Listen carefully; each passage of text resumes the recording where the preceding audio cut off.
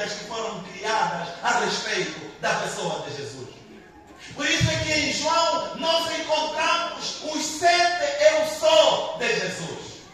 Este eu sou de Jesus revela exatamente a divindade, revela exatamente a pessoa de Jesus Cristo na sua plenitude. É em João que nós encontramos o primeiro eu sou. Eu sou o pão da vida. Eu sou o caminho, a verdade e a vida. Eu sou a ressurreição e a vida. Eu sou a luz do mundo. Por isso, minhas irmãs e meus irmãos, João encerra quaisquer dúvidas acerca da pessoa de Cristo Jesus. Eu sou o pão da vida. Eu sou a luz do mundo. Eu sou a porta. Eu sou o bom pastor. Eu sou a ressurreição e a vida. Eu sou o caminho, a verdade e a vida. Eu sou a videira verdadeira.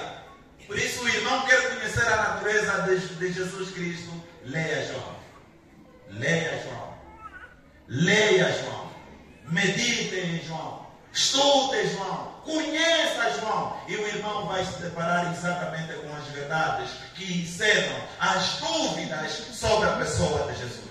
A segunda nota é que o Evangelho narra sobre a dupla natureza de Jesus. Jesus é divino e igualmente humano.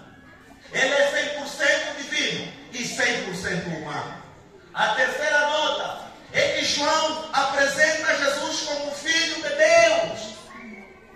Na altura em que os evangelhos de Mateus, Marcos, Lucas já estavam a circular nas principais igrejas, nas igrejas da Ásia Menor, foram surgindo várias inverdades que retiravam, que ignoravam a divindade de Jesus.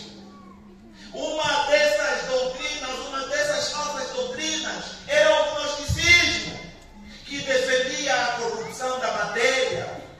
Jesus não podia ter essa carne, esse corpo humano, porque a matéria, porque o corpo é mau. Por isso João apresenta Jesus como o Filho de Deus. A quarta verdade sobre este Evangelho. João enfatiza, como nós já dissemos, o eu sou de Cristo, tentando salientar que é o próprio Deus a agir no processo da salvação do homem. Irmãos, é curioso notar que quando nós vamos em Êxodo 3, o Êxodo que fala da saída do povo de Israel do Egito depois de 400 anos, Deus escolheu um líder, Moisés, a fim de que pudesse ter a responsabilidade de tirar o povo de Israel para a terra prometida. Os irmãos sabem que Moisés apresentou dificuldades a Deus, dizendo que o Senhor é sou gago, não sei falar. Mas os irmãos veem em Gênesis 3, em Êxodo 3, que Deus vai dizer que Moisés, tu vais, porque se te perguntarem quem é que te mandou, a resposta do Senhor foi: diga a ele que o eu sou é que te mandou. O eu sou é que te mandou. Por isso, minhas irmãs e meus irmãos, este eu sou de Cristo representa, na verdade, que Deus age no processo da história ou no processo da salvação do homem. Eu disse que eram apenas 5 verdades. A última verdade sobre este Evangelho de João. O Evangelho de João encerra os últimos Evangelhos. Por isso é que os homens que organizaram, que canonizaram a Bíblia, sabem que organizaram de tal forma que, na verdade, João fosse colocado como o último Evangelho, depois de Mateus, Marcos e Lucas, também conhecidos como os Evangelhos sinóticos, de tão semelhantes como narram a história ou a vida de nosso Senhor Jesus Cristo. Por isso, se há dúvidas em Mateus, em Marcos, em Lucas, já não há mais dúvidas em João. Se as dúvidas ainda pairavam entre os homens dos primeiros tempos, João desfaz qualquer tipo de mentira. João dá a machadada final aos duvidosos, aos céticos. Minhas irmãs e meus irmãos, João começa o Evangelho de forma tão brilhante. E eu pedi que o irmão não fechasse a sua Bíblia. Eu pedi que a irmã não fechasse a sua Bíblia. Para olhar, para perceber o quão sublime, o quão importante ou interessante este Evangelho inicia a falar acerca da pessoa de Jesus. Por isso Jesus é a personagem principal de toda a Bíblia. Jesus está presente no Antigo Testamento. Jesus está presente no Novo Testamento. Jesus está presente no nosso meio. Por isso uma igreja é cristocêntrica quando coloca Cristo no centro de todas as suas atenções. Amém? Amém. Em Cristo nós temos o privilégio. Em Cristo nós somos chamados verdadeiramente filhos de Deus. De acordo com o texto bíblico que nós lemos, eu destaco 3 verdades. Eu destaco somente 3 verdades. A primeira verdade, a verdade sobre o Verbo de Deus. Encontrado mais ou menos nesse trecho, versículo 1 até o versículo 5. Minhas irmãs e meus irmãos, vejamos como João inicia. Versículo 1 até o versículo 5. Leamos todos. No princípio era o Verbo. E o Verbo estava com Deus. E o Verbo era Deus. Ele estava no princípio com Deus. Todas as coisas foram feitas por intermédio dele. E sem ele, nada do que foi feito se fez. A vida estava nele. E a vida era a luz dos homens. O que mais? A luz resplandece. E a luz resplandece nas trevas. E as trevas não prevaleceram contra ele. Seus irmãos vão para Gênesis 1. A terra era sem forma. Havia escuridão sobre a face. Mas Deus disse que haja Luz. e houve luz. Irmãos, escuridão é ausência de luz. Por isso, quando há luz, já não há escuridão. Nós, minhas irmãs e meus irmãos, antes, quando João diz no princípio, está a querer dizer que antes de um tempo existir, Cristo já existia juntamente com Deus. E aliás, a existência de Cristo não se limita ao seu nascimento virginal que aconteceu lá em Belém.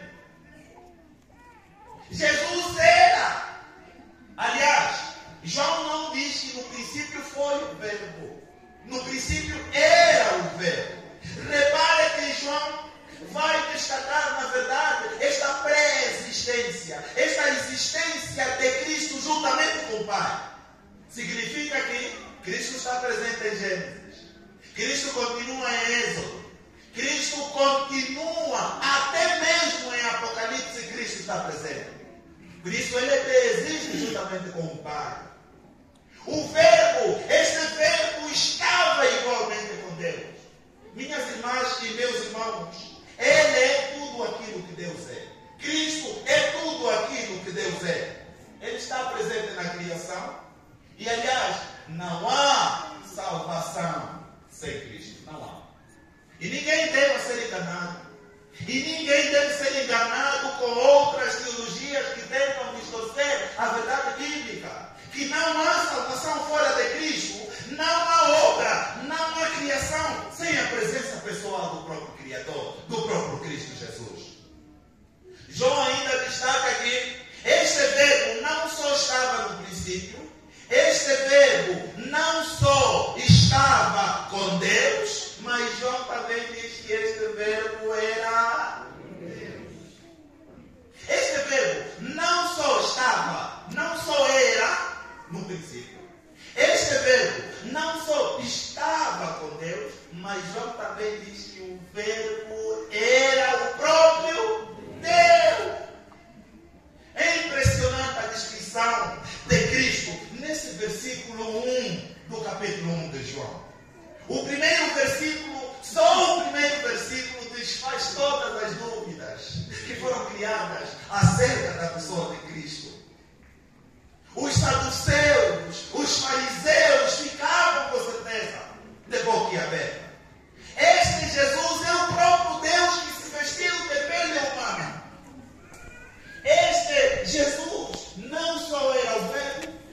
não só estava com Deus, não só era o próprio Deus, mas ele estava no princípio com Deus.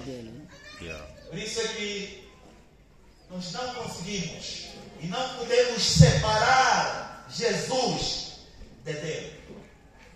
E negar a teologia da Trindade ou a doutrina da Trindade é refutar toda a Bíblia. E refutar toda a Bíblia é, na verdade, tentar negar a existência do próprio Deus. E por isso, João localiza no tempo a influência de Cristo ao afirmar que todas as coisas foram feitas por intermédio dele e sem ele nada do que foi feito se fez.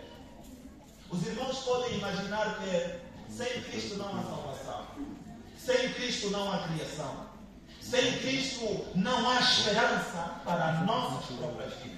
Sem Cristo nós não podemos ter uma igreja completamente alicerçada. Nós não podemos ter uma igreja solidificada ou uma igreja que resiste às dificuldades que o tempo, que a própria sociedade apresenta. Sem Cristo, nós não podemos ter uma Belém forte. Sem Cristo, nós não podemos ter uma sociedade forte. Aliás, os políticos dizem que uma economia forte faz-se com grandes investimentos. E nós dissemos que não existem sociedades felizes em Cristo Jesus. Não existe pastorado de Belém alegre sem a presença do próprio Cristo, porque Ele é a causa das nossas alegrias. Amém? Minhas irmãs e meus irmãos, Cristo atuou na obra da criação. Ele não está inerte. Cristo não está parado. Cristo está presente. Ele participou ativamente em tudo quanto foi feito. Finalmente, João vai ainda trazer aqui a imagem da luz. Versículo 4 até o versículo 5. A vida estava nele, e a vida era a luz dos homens. A luz resplandece nas trevas, e as trevas não prevaleceram contra ele. Luz significa revelação que manifesta a vida que está em Cristo e traz juízo aos que rejeitam esta luz. Não há mais escuridão quando a luz está presente. Escuridão é somente a ausência de luz. Por isso, minhas irmãs e meus irmãos, nós que conhecemos a Cristo, não estamos mais em trevas, mas estamos na luz. Nós que conhecemos o Cristo do Senhor, este Cristo, sim, nos tirou das trevas para a sua maravilhosa luz. Por isso, em Cristo nós temos o privilégio, em Cristo nós somos chamados filhos de Deus. Se a primeira verdade dos versículos que nós lemos era acerca do verbo de Deus, a segunda é a respeito do testemunho da luz. O testemunho da luz, do versículo 6 até o versículo 10. João Batista foi um homem enviado da parte de Deus depois de um período de silêncio. Depois de um período em que os profetas deixaram de transmitir, deixaram de falar a respeito, ou seja, a respeito das coisas de Deus. Por isso, João Batista é o chamado também profeta do deserto. E, aliás, Mateus também salienta que João Batista, naqueles dias, aparecia pregando no deserto da Judeia acerca da mensagem do arrependimento. Este João Batista, ele testificou a respeito de Jesus. Ele antecedeu Jesus. Ele pregava a mensagem do arrependimento. É impressionante notar que, infelizmente, nos nossos dias, vários falsos profetas se introduziram no seio das comunidades. Distorcem a mensagem bíblica. E a teologia da prosperidade tem vindo a corroer, a destruir famílias. tem vindo a destruir nações. E aliás também várias filosofias como o liberalismo, que matou a igreja lá na Europa, está entrando na nossa sociedade angolana. Hoje as pessoas da verdade foram abandonadas. Abraçamos a mentira e exoneramos a verdade do nosso meio. Hoje, nas comunidades que se falam do arrependimento, as pessoas fogem, fecham os seus ouvidos. Os homens da verdade do nosso tempo se tornaram impopulares, são ignorados, são espezinhados, são maltratados porque eles abraçaram a verdade. Por isso, João Batista, ele era o profeta, ele era o homem que anunciava o evangelho do arrependimento, a necessidade de nos arrependermos. Minhas irmãs e meus irmãos, ninguém devia ir para o batismo porque dominou bem o catecismo. Ninguém devia ir ao batismo porque comeu bem aquele livro do catecismo, aquele Deus, decorou bem os 10 mandamentos. Mas deviam ir para o batismo todos aqueles que se arrependeram verdadeiramente dos seus pecados. Amém? Deviam ir para o batismo aqueles que dizem que sim, eu aceitei Cristo Jesus porque eu preciso nascer de novo na sua presença. Por isso João Batista pegava no deserto da Judeia. E os irmãos veem que toda a cidade ia lá ter com João Batista. Por isso, pastor, se o evangelho for pregado aqui nesta comunidade, as pessoas virão, porque aqui as ovelhas comem. E não há outra comida que a ovelha precisa, a não ser a palavra do Senhor. Comer a palavra do Senhor. Por isso, João Batista, na verdade, ele não era a luz. E João diz que este homem foi enviado por Deus, a fim de que pudesse testemunhar, a fim de que pudesse anunciar a respeito da luz que é Jesus. A Bíblia também vai dar bastante ênfase ao testemunho. Por isso é que, meus irmãos, se os irmãos verem nos mandamentos, tem lá um que diz: não dirás falso testemunho contra o teu próximo. Qual é o número desse mandamento? Mandamento número? É o mandamento número? Silêncio absoluto.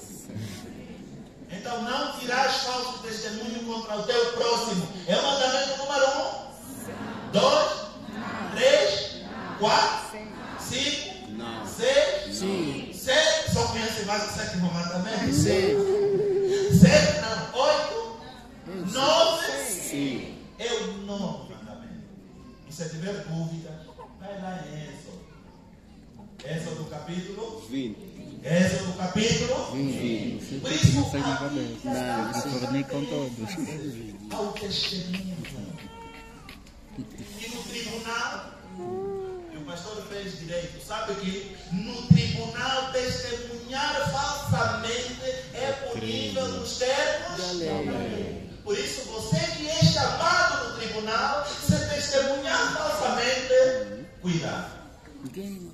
Você não fez nada, mas por testemunhar falsamente você vai à cadeia. Pode cumprir muitos anos. Não sei, eu não fiz direito, fica 2 ou 3 anos. Só por falso testemunho. Por isso é que a testemunha tem que primeiro dizer que eu juro dizer somente a verdade. Mas nos nossos dias nós temos pessoas que mentem. Temos pessoas que juram, ou seja, testemunham falsamente contra o seu próximo. Temos pessoas que não sabem de nada do assunto, querem opinar. Mas João Batista, na verdade, seu testemunho é verdadeiro, seu testemunho é confiável e seu testemunho é inquestionável. Então João, ele aparece para testemunhar acerca da luz que é Jesus. Por isso seu testemunho não é falso. Seu testemunho é verdadeiro. Seu testemunho é confiável. Seu testemunho é inquestionável. Por isso este homem foi enviado da parte de Deus, a fim de que pudesse testemunhar acerca foi enviado. Em Cristo nós temos o privilégio de sermos chamados filhos de Deus. A terceira e última verdade, a negação do véu. A terceira não. A terceira e a penúltima verdade, a negação do véu. É impressionante a arrogância humana. É impressionante a altivez, a inércia do mundo. É impressionante o homem. O homem amou mais as trevas do que a luz.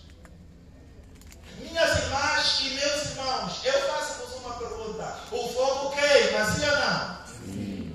A água também molha, sim ou não? Sim. O pecado desfaz a comunhão entre o homem e Deus, sim ou não? Sim. Os irmãos conhecem a verdade, sim ou não? Sim. Então por que continuam a pecar? Seus irmãos sabem que o pecado desfaz a comunhão entre Deus e o homem, por que continuam a pecar? O irmão sabe que o pecado desfaz, o pecado entristece o Senhor, por que continuam a pecar? Minhas irmãs e meus irmãos, é impressionante. Os homens amaram mais as trevas do que a luz. Diante do que é verdadeiro, do que é inquestionável, do que é confiável, o homem negou a luz para ficar nas trevas. É impressionante. Por isso é que João diz com muita tristeza. Eu quero imaginar João a escrever este versículo 11. Ele a dizer, ele mesmo sendo o Verbo, mesmo tendo estado com Deus no princípio, mesmo sendo o próprio Deus, mesmo tendo feito todas as coisas, mesmo João Batista tendo testificado a respeito da sua pessoa, João de forma muito triste. Irmãos, leiam mesmo o versículo 11 com muita tristeza. Vamos lá ler o versículo 11 com tristeza. Vamos. Com tristeza. O que ele está dizendo? Veio para o que era seu, e os seus não receberam. Meus irmãos, é verdade. Eu quero imaginar essa grande tristeza. Jesus Cristo veio para o que era seu, mas os céus não o receberam. Os irmãos sabem o que é ser negado. Os irmãos sabem a dor da rejeição. Quem já foi negado sabe o quão duro é ser negado. Os jovens, alguns na tentativa de encontrar uma mulher para casar, vão pedir namoro, sim ou não? Sim. E sabem a dor da negação. Quem já recebeu não sabe a dor da negação. Igualmente, o filho vai para o pai pedir algum dinheiro para comprar um caderno, para comprar um calçado. Quando o pai diz não, sabe a dor da negação. A mulher, quando vai para o marido pedir dinheiro para comprar comida, e alguns maridos não mesmo aqui não dão dinheiro, sim ou não? Sabem a dor da negação. Por isso Jesus Cristo sentiu a dor da negação. Ele veio para receber, mas os céus não receberam. Ele levou no restaurante. Se ele é negado no versículo 11, a alegria. Aliás, aceitar Jesus é tornar-se filho de Deus. Aqui o tom muda. Se no versículo 11 nós estamos em tristeza, e João vai utilizar, eu não sei língua portuguesa, mas o pouco que sei é que a conjunção mas liga uma oração da outra. Não é isso? Não é mais, é mais. M-A-S. Por exemplo, eu fui à escola, vírgula, mas não tivemos aulas. Olhe lá, versículo 11. Veio para o que era seu, mas os seus não o receberam. Agora continue, vírgula, mas a todos quantos o receberam, deu-lhes o poder de serem filhos. Aleluia! Amém. Hoje não são tristes. Não, aceitar Jesus é tornar-se filho de Deus. O homem é filho de Deus a partir do momento que aceita Jesus Cristo como seu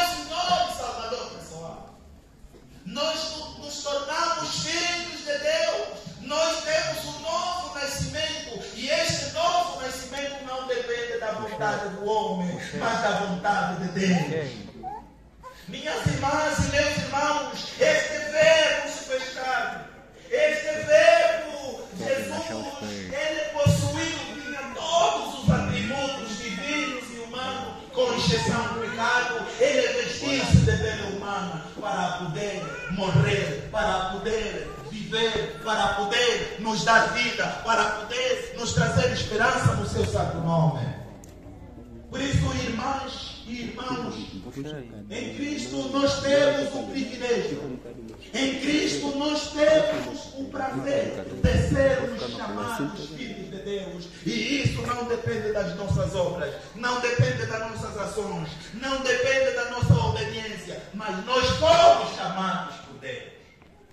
Irmãs e irmãos, Cristo não viu em nós nenhum brilho. Cristo não viu em nós nenhuma coisa interessante. Mas Ele, por causa do seu amor com que nos amou, por causa das suas muitas misericórdias, nós que o recebemos, sim, somos filhos de Deus. Por isso o Filho de Deus já não está nas trevas. O Filho de Deus já não está nas trevas. Ele está na luz, porque Jesus Cristo é a luz do mundo, que ilumina todos aqueles que realmente se achegam nele. Minhas irmãs e meus irmãos, saibamos que este verbo que estava no princípio, este verbo que era o próprio Deus, este verbo que fez todas as coisas, este verbo que é a luz, sim, é este verbo que recebê-lo na nossa própria vida como nosso Senhor e Salvador, nos tornamos filhos de Deus. E não há privilégio nenhum, não há maior privilégio do que ser filho de Deus. Ser filho de Deus, nós gozamos de todos os privilégios. Ser filho de Deus, nós gozamos de tudo aquilo que está preparado na eternidade para gozar, para poder fazer parte de tudo aquilo que Ele preparou na eternidade. Sim, minhas irmãs e meus irmãos, diante da oferta da salvação, diante desta oferta da salvação, alguns homens amaram mais as trevas do que a luz. Diante deste verbo de Deus que se fez carne e habitou entre nós, muitos ainda amaram, abraçaram cada vez mais o mundo e de lá não querem sair. Mas João diz que, mas a todos quantos o receberam, deu-lhes o poder de serem feitos filhos de Deus. Minhas irmãs e meus irmãos, a igreja espera ansiosamente pelo retorno do Messias da Evangelho. E porque em Atos dos Apóstolos, Lucas diz que este Jesus que vocês viram a subir, este mesmo Jesus voltará para vós. Por isso nós estamos no advento. Não só neste advento que recordamos o nascimento de Cristo, mas o nosso advento é a espera, é aguardar este Cristo que retornará a qualquer momento. Minhas irmãs e meus irmãos, aceitar Jesus é agora. Receber Jesus é agora. Abandonar os nossos muitos maus caminhos é agora. E nesse processo, nós devemos nos esquecer do pecado dos outros. E vocês sabem que lá em João 8, aquelas pessoas levaram a mulher adúltera para ser apedrejada. E nós temos um mundo que nos preocupamos mais com o pecado dos outros do que com os nossos próprios pecados. Temos um mundo em que apontamos para os erros dos outros e ignoramos os nossos próprios erros. Temos um mundo que temos um grupo, temos uma sociedade que nos rimos dos problemas dos outros e nem sequer dos nossos nós fazemos menção. Mas é tempo de pensarmos o que eu faço que me separa de Deus. O que eu tenho feito que Deus não gosta, que entristece o coração de Deus? O que me impede de ser chamado filho de Deus? Sim, minhas irmãs e meus irmãos, ignore o pecado do outro, mas pense em primeiro lugar no teu próprio pecado. Pense realmente naquelas coisas que ninguém sabe, só você sabe, só você sabe. E Deus conhece realmente. Sim, isto nos separa realmente de Deus. Existiu uma mulher. Esta mulher saía da sua lavra e as mamães que vão à lavra caminham longas distâncias. Aquela mulher saía da sua lavra e naquele dia terá recolhido muitos produtos do campo. Tanto é que na cabeça tinha uma trouxa, nas costas igualmente uma trouxa, e como os produtos eram tantos, a mulher também amarrou outra trouxa aqui na parte da barriga. E as mãos não estavam abanadas. Os instrumentos de trabalho estavam com aquela mulher. Aquela mulher estava, ou pelo menos a caminhar, mais de 5 quilômetros a pé. Ela saía da sua lavra, regressando à sua casa. Aquela mulher caminhava e as nuvens se fechavam cada vez mais. Era o sinal inequívoco de que uma chuva torrencial haveria de cair naquele lugar. Mas a ansiedade daquela mulher era chegar aonde? Em casa. Ir em casa. Todo mundo quer voltar em casa. Quando sairmos daqui, vamos aonde? Alguns vão em casa, né? Outros não vão. Mas normalmente nós vamos para casa. Mas para o espanto e a graça daquela mulher, ao começar a chuva, aparece um senhor com um carro brilhante. Um Toyota Hilux, com vidros fechados, com ar-condicionado, todas as condições lá dentro. Aquele homem pergunta àquela mulher: mãe, onde vais? Olha, filha, eu vou para esta aldeia que está aqui, quase a aparecer. Aquele homem disse que, mãe, eu vou também para este lugar. Quando surge boleia, gostamos, sim ou não? É boleia mesmo, não vou pagar nada. Mas você come.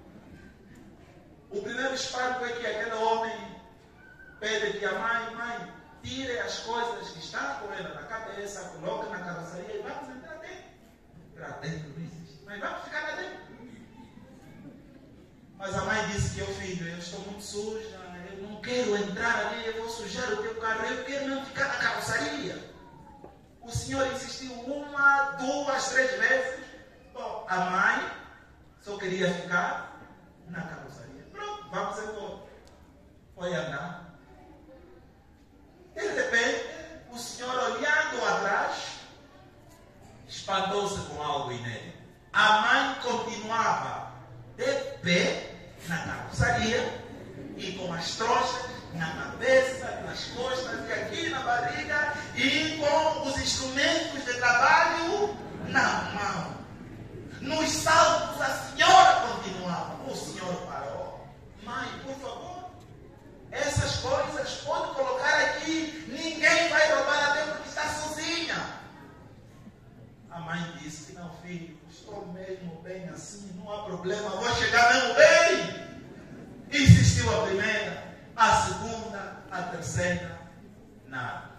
Vamos andar. Chuva com força. Mãe, vem aqui dentro. Filho, eu tenho mesmo apanhado muita chuva, nunca fiquei doente e essa chuva não me vai fazer. Até que chegaram ao destino, a senhora completamente molhada, completamente cansada. E eu não sei se aquela senhora lá onde foi, viveu porque apanhou muita chuva e provavelmente terá apanhado alguma coisa. Irmãs e irmãos, é isso que o pecado produz na nossa vida. Satanás não nos motiva a confessar ou ao arrependimento. O pecado às vezes nos habitua tanto que nós dissemos: não, já estou muito bem assim. Vou mesmo só à igreja assim, não há nenhum problema. Mas minha irmã, meu irmão, ser filhos de Deus implica confessar, arrepender-se de todo o mal. Só assim nós teremos o privilégio de sermos filhos de Deus. Que Deus nos abençoe e que Deus faça com que esta palavra opere muito nos vossos corações, desde hoje e para sempre. Amém.